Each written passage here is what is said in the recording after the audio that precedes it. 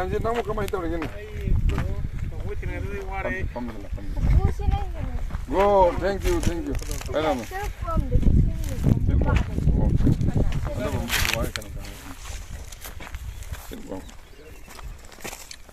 Ano kabog? Extinct oidoren. Mina saga. Initially saga yam si.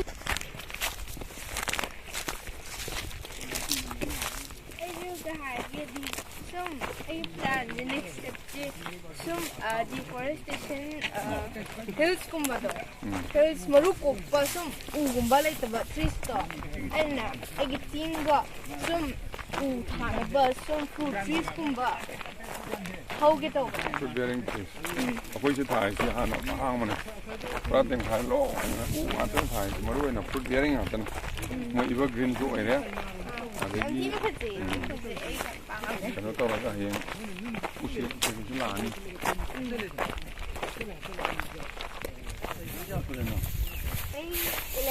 oh adu chum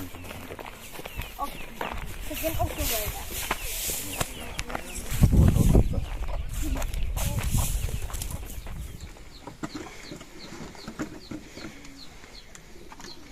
una kaagi aina sida laige some bubuje unana bane aduga kaagi bubugi blessing phangna okay blessing akoi di all our blessings are with you loina makyai khakta na whole lairo ke no mayam si all aduga afaba dum oiro nang na hona bo khading opta adu jikte yauna yam na ha ori ngedi yauna ko samai dong ta issue me dong thok to ba horamna ko isor na thojan mi ni mayam support phangani ko only thing is in life everything can be achieved but thing is you have to focus adu nang yam angang ori na ko mayam jeng tawraga na focus dagi daine bai loi chathok ki dana sat ka ro yogdana chappa ya yawe ko bagi ma kana support ori na anta as long as babai ma gi nungsi bu adu leing di adu ma ba gi nungsi si de hodum le da na adu kaagi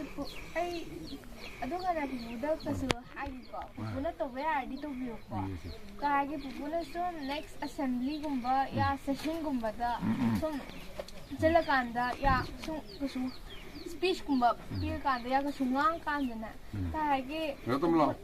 buna na kaagi so climate education da compulsory subject oina panna ba atopa minister roya atopa government da amta habiyo yes I pupuda request of jaga do kahage pupugi ke jaga kahage so see the climate education compulsory when happy school see school subject when curriculum when happy kahage some environmental studies environment ki some adugum badiya ko subjects ka kada adu jo climate change ki dina amta biya ya kina nuai Buna siyumba higher di atopa government atopa leaders ta aduga bubugi sum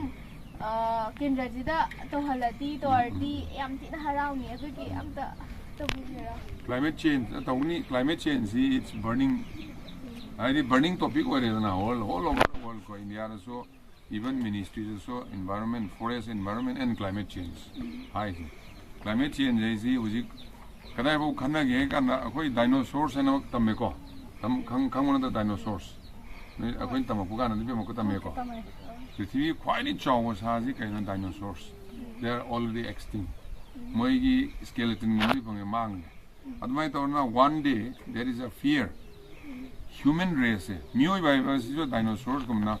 Mut Kibadumba, Canoma, animal canom, Wibia and a Wokanari because of the climate change. Hosi, okay, Sri Lanka, Gumba, Canoma, Itatsingi. Tamna Bangladesh never. So see already कोई पृथ्वी ले जब country में हम देश में हम कोक्चुंग सिंह नवा हो रहे हैं it is time for collaboration not for competition issue में हम माइन तो वो हो रहा है ना मैं हम aware होइबा स्कूल ले तम मधुना ते स्कूल ले तम मगर दी syllabus ले यावर के ने mark फंगना तमीम ने ना खन्ना रे तम दो इसी दी for example अकोई like तम मदा Kuramdo ga chak kenom sa de kuramdo ko tom ne hai kenom sa de ja tom ko like the or ne kenom sa ge kuramdo hai na adu hoin ojana parikha da hangmada film the blanks kenom sa de ne da hai kana kuramdo ka ni irane sina ka ni irane mark di phang ne ba but noi akoi ji sa de na hamdo kuramdo ti sine jo kolam ni ka ya pa ni kenom sa ta pa sa hamdo kuramdo ti ko so applied to hai ba ne applied feel sang wai bane aduna adu tawhan yai tardi like tamriba khaktana tawa imung na lekai da ahan mi school si imung ni nangona tamriba orokwa phajana hayo phajana to wangang ba ira isi school la tamakti yum dan tamaktro ha aduna first school li yum ne yum jagi aduna imung manung leiba mi sina kara tamriba for example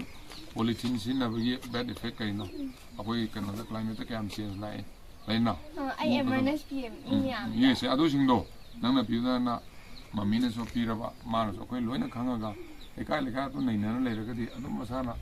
why climate change ji kai no ai si khan la ka le hongai si Manipur ji kaino na December yam inge haram sine ko December sarai si kai wari wai ba adu ga yaksung horokpa sai nong he ta kala me nong ta si kai no change la ine change is natural. Hong nabadi ya adu hongai si kari hongai no kana koi kano da haina bada koi beda shastra da yaw bada kano ga koi manush aur prakriti ko myoi ba koi ga leiri ba koi nature si relationship ama leiba madu relationship te disturb to ba kana climate change la kane ba adu ga koi na myoi ba koi na leading role lo wa ne prithvi de leiri si myoi ba khakta na te ra to mo kuchme ba myoi ba khakta na te loi lemine aduna koi Hindu amana kariguma yum sari yum pham tholam da yum sawa kana bhumi puja na bataw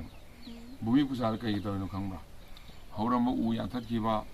adure le ma nachan lin usi jiba mayam nei rim jaga sra ai khakta te with me there are different types of insects and animals staying in this particular plot of land leminary singsi moi ba khone disturb tawni noi chawbi no isor ni jara noi chathok khora khoi sa da to jaga no hongno kro even low cow da low no min low wine selisi low no min low wine selisi ho maraktra usi leibi yauri adegi tin leibi yauri lin loiri usi yauri kaujeng ni saram le ram mayam do akoi kakthal tore noi noi hingna ba chalaga sidai chawa ya roi dona hingoro chaloro habi da mutta no min low wai bi puja tor moi tan thok piri ne le hungna ba yan tara ba o si sin bhumi puja sina sina lai khrum ba akoi yum saram dai la yum ma sa ge na I lam lo ba kan na adu puja am tok thoe ba adu de horen akoi na yum pham tholok ba tak kak thak lak ba ka tor kan na tin kang mayam do loi sirak toy ne si ri si dana ma sa thok ko adu isor da hai si isor moi da asoi ngam yaur su nga pi ho yum ma sa ge ka ton mino ana yum pham ba sana puja taw dre di hayeng awana ta ye si lin le ramo lin na si ro ha natro adu gu ma yam du gi wa ne ba sarok plus atai te aduna climate change is kadai no hai kana cha tawlo ya di phalan len ya di myoi ba akoi ga lai ba prakriti ri yaur si ching u wa labu lamang sa nga atop jibu jantu yam do nature ne ba myoi ba koi ha re mayam si relation phalan thama ba adu gi di akoi sai di climate change control to ya ne aduna akoi na disturb to ching thuga ba u ya thalak ba di saw na nature sin sawrak na ko juar haraiba masing ngarang nahan kangkopi adai legal lenang mayam chendrai do adu mayam leiriba mayam sina myoi ba parata mire ne ba if you disturb us akoi nature da noi na khut am thingin na leng kano nung yang khotora ba u yang thala ba adagi lengoi pe thala ba noi na nung kano sa nung thuga ya na nature jam ka hai na disturb khara ba disturb to way modify to but yam disturb to raga di adu gi we will not forgive you aina sorna to ine adana si maintain to ba adi climate siguma si akoina angang sing na wari libi ba ko adi incident me am si takwi tambi na to ga di sai hoi school na so college da education na adi hap na ba nang session na wangang mo ko to no so ka kana bu na to no hon ani ko at the same time ko adu akoi noi wari li kan ma mai ba ba nang ka ta mo li han ta noi na ma na bi sin li han ta ko I mean I friends that you thank you ko all the best wishes, all blessings from ai side that all the koi ro ke ne pula ki blessings is with you all Manipur is like no ishwar na sa misno ko nang tarik ani ne po ai ben na 2 October po na tra the mata mani power na nang sa power apa ba thabak taw da ko good very good thank you okay pray ai ko ai kai kana ai mating pang ni ko bin ko ye ai tawai de ko okay